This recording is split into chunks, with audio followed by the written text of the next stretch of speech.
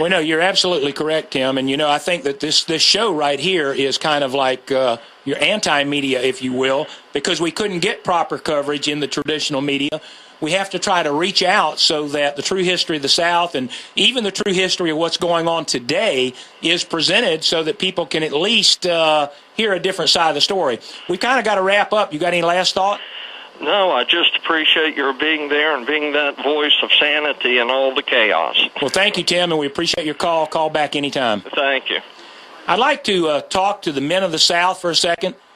If you have any thought that you might have a Confederate ancestor, you owe it to the future generations of your family to research it and see what that person did. Their deeds are extraordinary. Even if you took away the dangers of battle, the marches they went through and, the suffering they went through is incredible. And they didn't go through that suffering except for the vision they had. And the vision they had was to be free and to be able to govern themselves, something that, that we all agree with. And they were standing up against tyranny of the worst kind.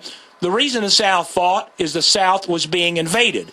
And the invaders wanted to destroy our cities. In Charleston, the Federal Navy had the biggest fleet that's ever been at war on our shores, and their aim was to come in and turn their heavy cannons on the city of Charleston, and their monitors, they actually fired at the end of the war 425-pound projectiles, and they wanted to fire them into the civilian segments of the city.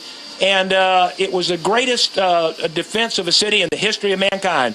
We're going to be back next week. Until we come back, fix bayonets, defend your liberty, because if you don't, no one else will. Any right that is not protected is ceded to the government. We'll be back next week. Radio Free Dixie.